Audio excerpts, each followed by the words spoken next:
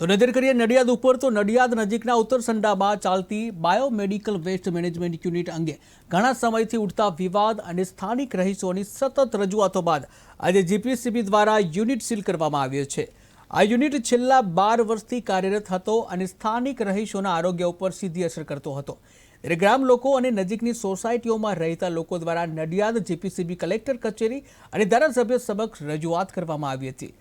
અંતે આ મામલો ગાંધીનગર સુધી પહોંચ્યો અને ગાંધીનગર જીપીસીબીમાં આપવામાં આવેલા લેખિત પુરાવાઓને આધારે અધિકારીઓએ યુનિટ બંધ કરવા માટે તાત્કાલિક આદેશ આપ્યો હતો। ત્યારે આજે નડિયાદ જીપીસીબીની નિયંત્રણ અધિકારી પનહારકર દ્વારા સ્થળ નિરીક્ષણ કર્યું અને ત્યારબાદ યુનિટ સીલ કરવામાં આવ્યું હતું।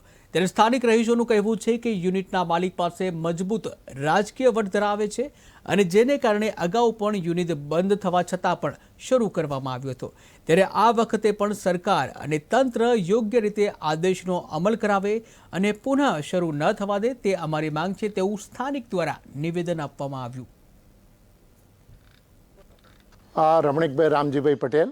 हाँ रमणीक भाई, आप क्या રહેઠાણ ક્યાં છે અને કયું ગામમાં રહો છો કે કયા તાલુકામાં? આ ઉત્તરસંડા છે સાહેબ।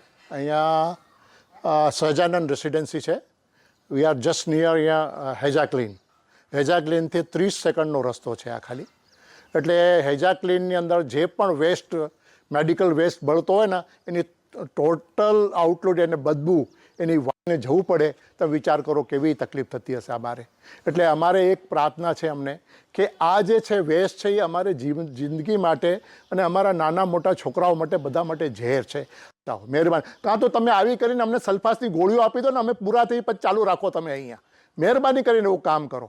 અમે પૂરા આખરે ક્લોઝર નોટિસ આપી છે। શું છે સમગ્ર મામલો? 26/6/2025 જીપીસીબીની કોર્ટમાંથી ક્લોઝર નોટિસ આપી છે અને અન્ય કારણો પર અંદર દર્શાવ્યા છે। તો અત્યારે ગ્રામજનોને વર્તમાન પરિસ્થિતિમાં જે ક્લોઝર નોટિસ આવી છે તો એ દરેક ગ્રામજનો માટે ખુશીની વાત છે। ભેગા થઈને લડત લડતા જ રહીશું। જે હાલમાં પણ એ જે યુનિટ છે ત્યાં ગેરકાયદેસર એક સિવિલ મેટર ચાલુ છે જમીન, એ મામલે શું કહેશો? એ જમીનના માલિક જે છે મિલિંદ પન્હારકર, રિજનલ ઓફિસર, ગુજરાત પ્રદૂષણ નિયંત્રણ બોર્ડ। જી મેડમ, જીપીસીબી ગાંધીનગર દ્વારા ઉત્તરસંડામાં આવેલા બાયોમેડિકલ વેસ્ટને બંધ કરવાનો આદેશ આપ્યો, શું છે સમગ્ર મામલો? સમગ્ર મામલો જ્યારે અમે 27/5/2025 વિઝિટ કરેલી, એક ફરિયાદ આવેલી ગ્રામજનો પાસેથી અને ડિસ્ટ્રિક્ટ મેજિસ્ટ્રેટ તરફથી પણ મળેલી, તો અમે ફરિયાદ અન્વયે જોવા ગયેલા ત્યારે ચીમની ઉતારી દીધેલી હતી અને બાયોમેડિકલ વેસ્ટ અંદરે જીપીસીબી ક્લોઝરના પોઈન્ટ્સ અત્યારે વેરીફાઈ કરીને અમે આવ્યા છીએ। હોય તો જીપીસીબી એને પાછું શરૂ કરવાની પરમિશન આપે ને જીબી દ્વારા પણ કનેક્શન કાપવાની નોટિસ આપી છે। હા, એટલે જ્યારે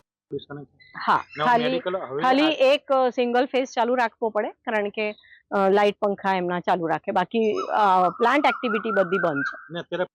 એમઓયુ કરેલી છે એટલે જેટલા દિવસ ક્લોઝ આવેલી છે એ 200 મીટર જેવી દૂર થાય હેજાક્લીનથી।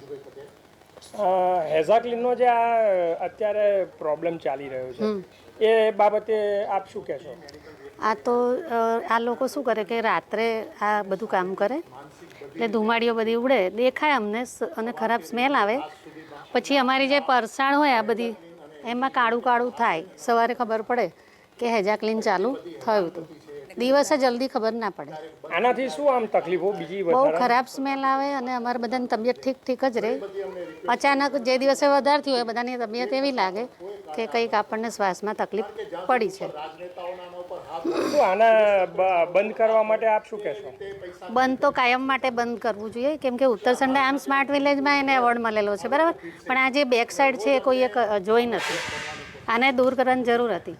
આ તો આ સહજાનંદ રેસિડેન્સી અમારા 18 મકાનની છે પણ આખું ગામ છે, આખા ગામમાં બહુ ખરાબ અસર થાય છે।